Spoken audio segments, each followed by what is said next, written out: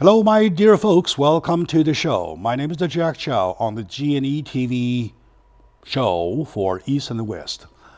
We pay attention as a tradition to all aspects of life.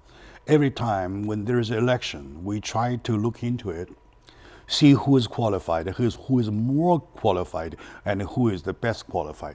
We try to help our audiences make their own selection. Of course, at the end of the day, it is nobody but you decides your own take, though. But it's us to provide as many information necessarily needed to understand such a person. So today we're talking about election of San Antonio College, MSC for short, and some people are there running for that board member seat. One of them, I believe, the front runner, the no question, no suspension of or no suspicion of any kind, the front runner, Mr. Jay Chen. Welcome to the show. Thank you, Jack. Thanks for having me. Sure. I know Jay for quite a long time, right? Yeah. And well, now he's holding the position of a board member, school board member of the Hacienda La Ponte Unified School District.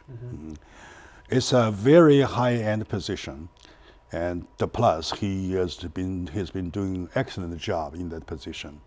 If you look back into the years that he has ever took office, and there's quite tremendous of differences he helped make, right? So, for the audience's references, would like to invite you to give us a little bio thing, Sure. short of a bio thing. Well, even though I say short, you may go as long as you want. Right? To my audiences, for their reference, please. Okay, well, my parents came to the United States from Taiwan, but I was born in Michigan and grew up in the Midwest. I see. Lived in Singapore as well. But beginning 5th grade, we were living in Los Angeles, and I attended Hacienda La Puente Unified School District. I see. So from 5th grade on, I was at Hacienda, then I went to Harvard, and then went on to work in management consulting in the corporate world. And then finally came back to Los Angeles, where I got into the real estate business. I had my own company and ran for school board in 2007. So I decided to run for the same school district that I graduated from. And at that time, 8 years ago, when I entered the school board, I was serving with the same 3 people who shook my hand when I graduated from I high see. school. All right, good. So it was a good, very good. nice 360, to come right back. Sure. And the last 8 years have been fantastic. We've done a lot of different things. I'll name a few. One of the things that we've done is we now have partnered with our local counties. The population in Hacienda Heights and La Puente keeps shrinking. That's a big problem we face. We lose students, but that means we have extra surplus land. So we've created new parks, Hacienda Heights Community Center, Orange Grove Park, I see. brand new for the community to use. But the schools that we do have, we're improving all the time. And last year we had our first National Blue Ribbon School, which is the highest honor that a school can receive. I see. That was I Los see. Molinos. Yeah. And California Distinguished Schools every single year. Another big project that we're doing is energy retrofits. So, I mean, you know how hot it is. Every year it gets hotter and hotter. Yeah. So we spend more and more money on electricity, but now that we're using more efficient lighting, we're saving about $500,000 every year because of the energy savings. I from see. that. Within the school system. Within the school system. I see. Exactly. So Excellent. all of our Excellent. schools, we're Excellent. changing the lights, we're changing the air conditioning units, so it's more energy efficient. I see. I And that see. money we save, we can put back into our campuses.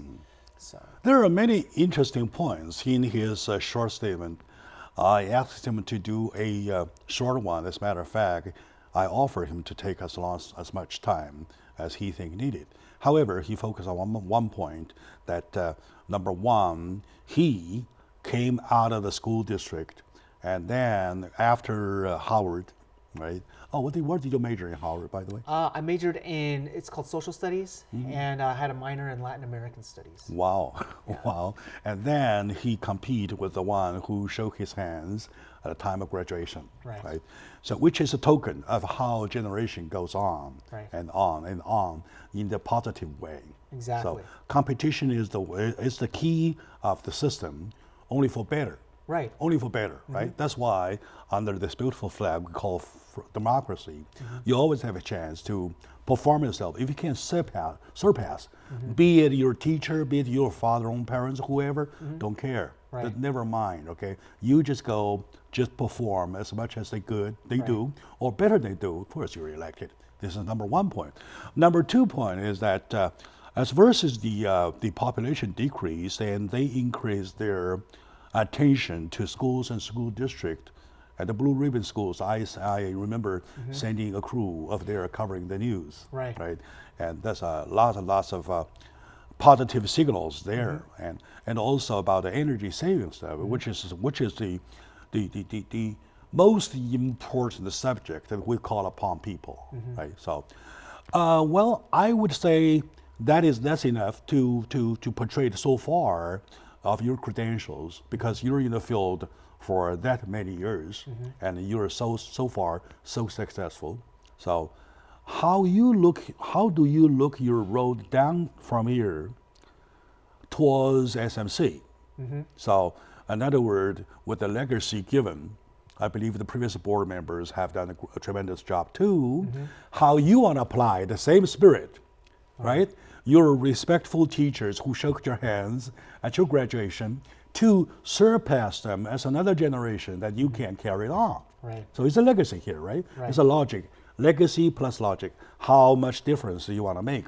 You want to put it in overall concept and introduce my Well, my I think audience? you raise a really good point, and that is our job here isn't just to promote ourselves, it's to promote the next generation. Yes. And I think everyone should be excited and happy when someone from a younger generation is able to step up and take over, because that means that we've done a good job. Then we can go and do other things. And I'm constantly looking for young people to mentor and to help, because I don't want to be here forever. I want other people to come and take my position and bring new ideas.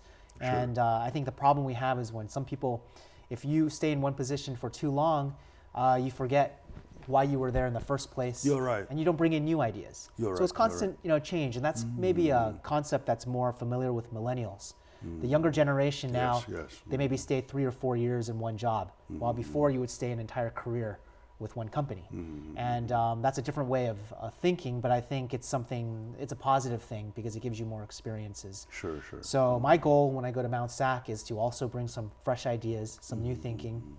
I have the K-12 experience, and Mount SAC actually is the #1 destination for students from Hacienda La Puente. Yeah, you're right. It's about 20 to 30% of our students every year go to Mount SAC. And when I was on the school board, my goal was to get our kids to graduate from high school so they can go to college. But now we need to make sure they graduate from college and can get a good job. Right? So that's the next natural step, and why Mount SAC is a very exciting opportunity for me. You're looking at the higher threshold, right? The hurdles are lifted, and you're aiming high than before, right? So, and talking about the tradition of Mount SAC, and we do understand locally that Mount SAC is one of the icon college that at least in the eye of the Asian Americans, right? About 20 or 30 or even more of the local students go to high school graduates go to Mount SAC, and out of Mount SAC, the transfer rate is so high. Going to the UC system and USC system, or if they choose to, whatever. So what do you think applying that, when you took office into the unified district, though, you start helping make a difference, right? So how you want to repeat the whole the same pattern at the new job position if you took office, please? So one of the things that I did at Hacienda La Puente was I taught students how to apply to college. So we would have these workshops where I would teach, because I do interviewing for Harvard. So I know exactly what it is that Harvard's looking for. I see. And I would teach students, this is how you prepare your personal statement. Am I too old to go to Harvard? Not at all. You can always go. You can interview me. You can even, there's online courses that you can take. I see, all right, go ahead. A lot of people take those. So, I taught students how they can apply to college. The same thing I think needs to happen at Mount SAC once I arrive. When there are students who are successful in transferring from Mount SAC to other schools, other four-year universities, we can have seminars and we can teach students so that we can raise the transfer rate. because we do have a lot of students going from Mount Sac to UC Berkeley, UCLA, or Cal State Pomona, but I think it can increase even more, and we need to draw in other students to help. All right, okay. My dear audience, today joining me is my good friend, a longtime friend, Mr. Jay Chen, the board member of Hacienda La Ponte Unified School District. At which point, on which position he has done a super great job since 2007 or 8? 2007. 2007, right? Oh, that was the last time you were here. Oh, well, on the radio show. I ran for Congress in 2012. 12, you were here again, here. right, for the Congress. And all right, so well, has done a successful job, and he has earned lots of trust from the kids as well as their parents.